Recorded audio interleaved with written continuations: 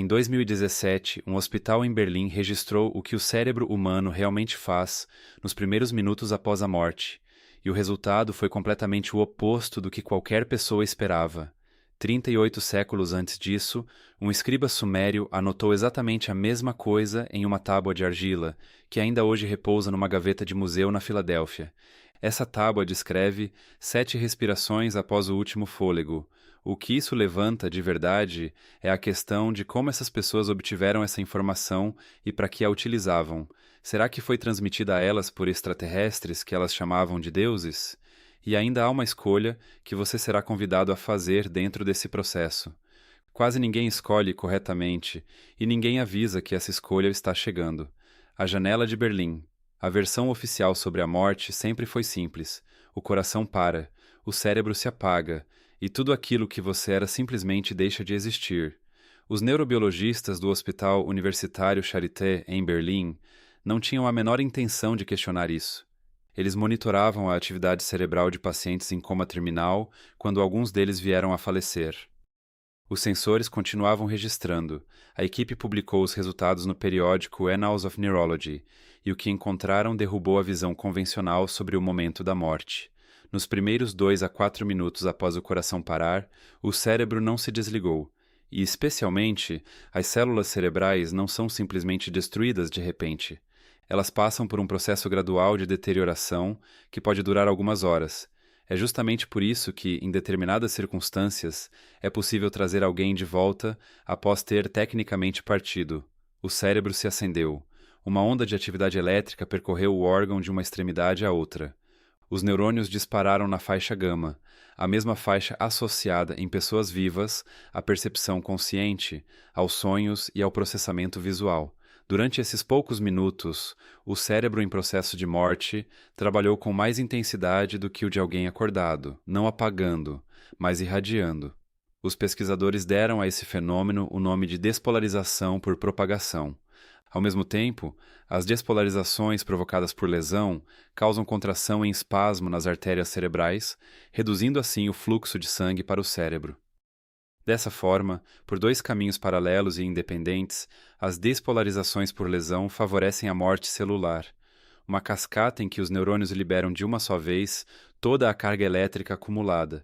A conclusão dos pesquisadores foi cautelosa, um processo de desligamento, eletricidade saindo das células, nada além disso. O problema com essa conclusão é que o mesmo evento foi registrado milhares de anos antes de qualquer sensor existir. A tábua. O texto está guardado na coleção do Museu Penn como CB-ES 15167. Oficialmente, trata-se de um texto mitológico fragmentário relacionado à descida de Inanna, datado do período babilônico antigo, por volta de 1900 a.C. Esse rótulo é preciso da mesma forma que chamar um manual cirúrgico de uma história sobre cortar pessoas é preciso. Mas 22 das 31 linhas que sobreviveram não contam a história de uma deusa. Elas descrevem, passo a passo, o que acontece com um ser humano no intervalo entre a vida e a morte. 7 respirações. À medida que um corpo em processo de partida vai desacelerando sua respiração, isso abrange aproximadamente os primeiros 7 minutos após o coração parar. E a tábua divide essas 7 respirações em 3 fases. A grande abertura.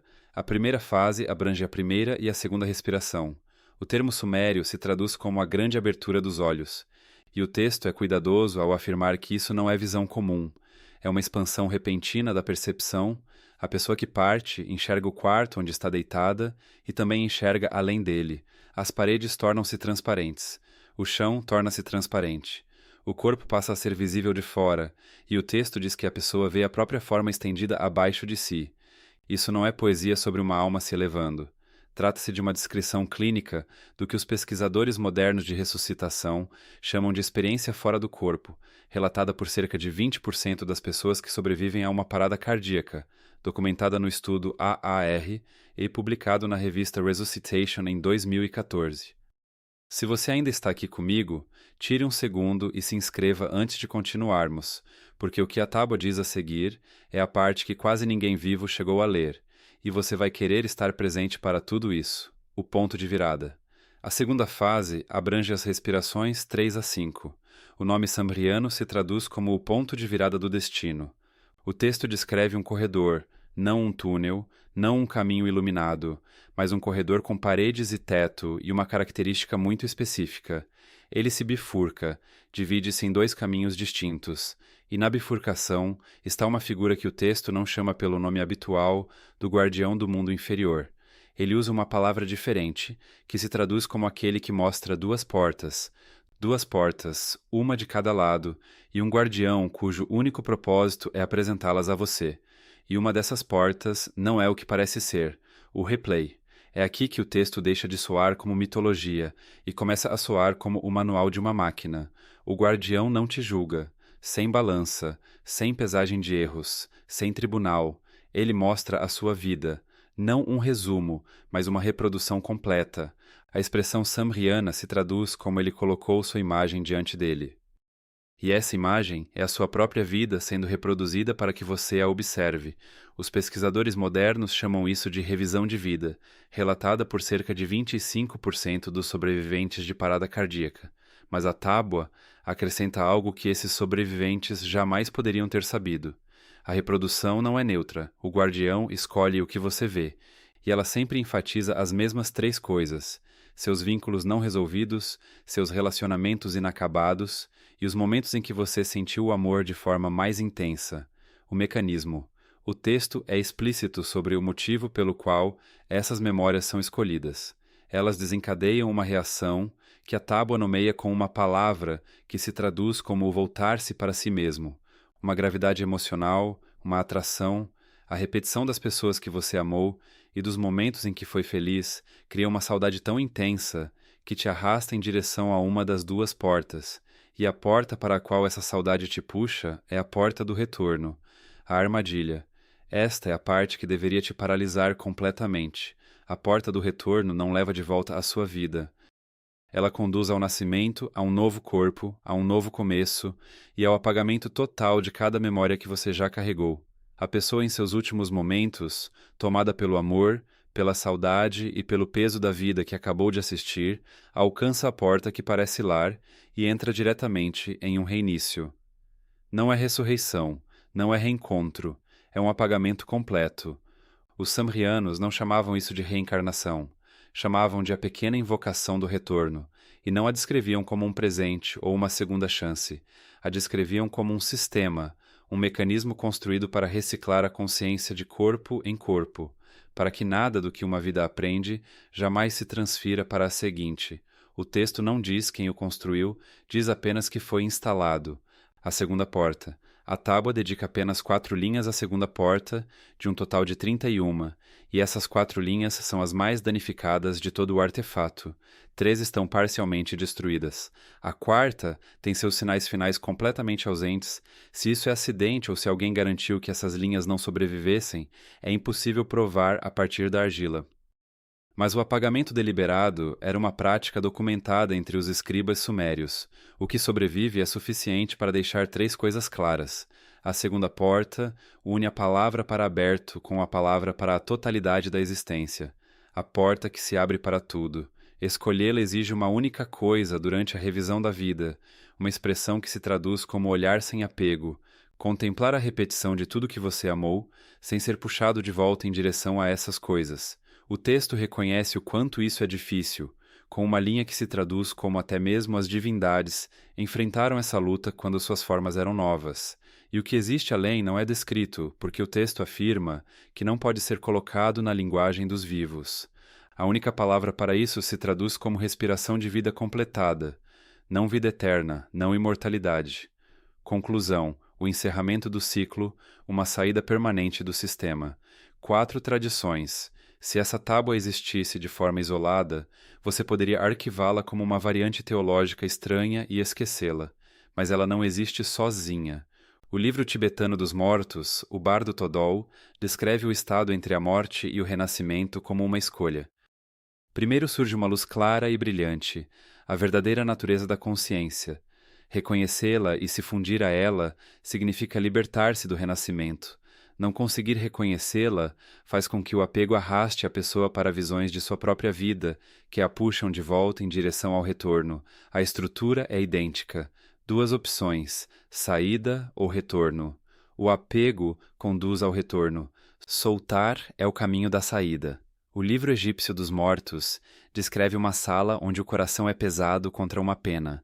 Costumamos interpretar isso como um teste de moralidade, mas o mecanismo real é o peso. Um coração carregado de apegos e vínculos inacabados é consumido, e a pessoa é reciclada.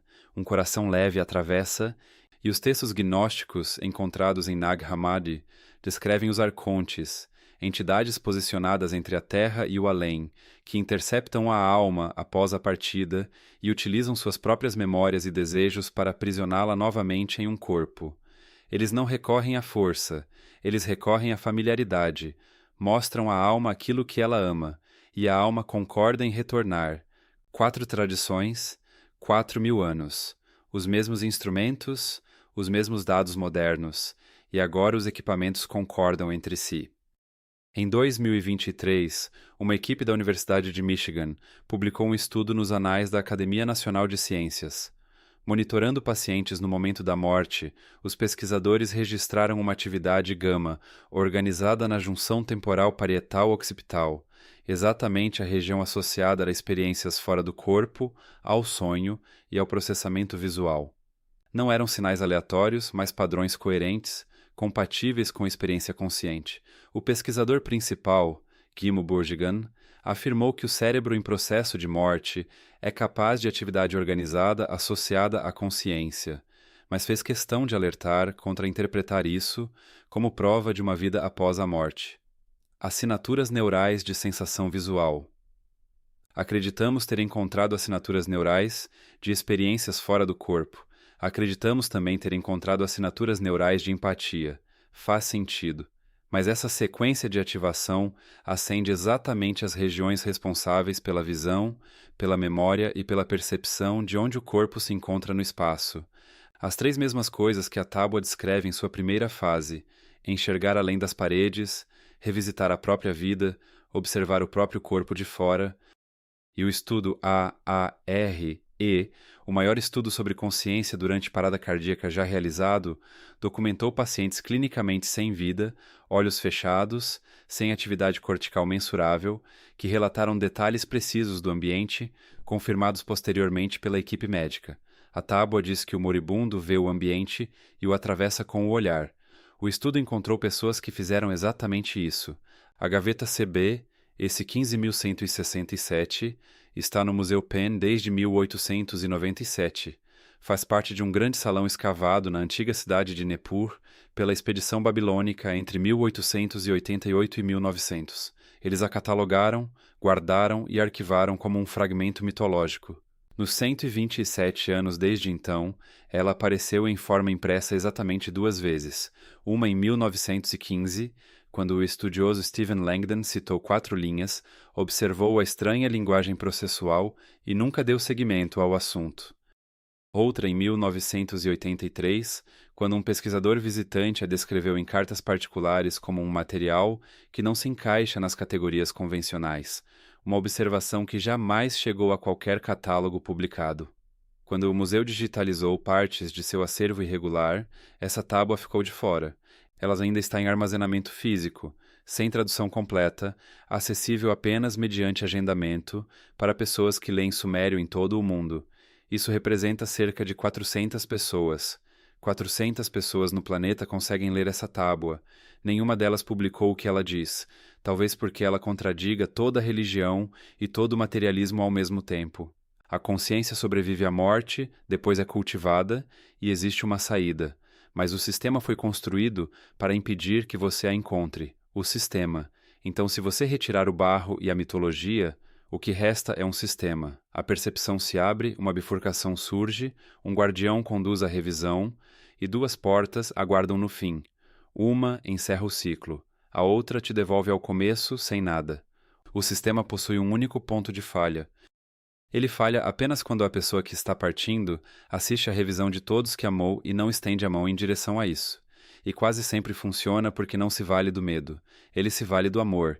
Ele usa os melhores momentos da sua vida como isca.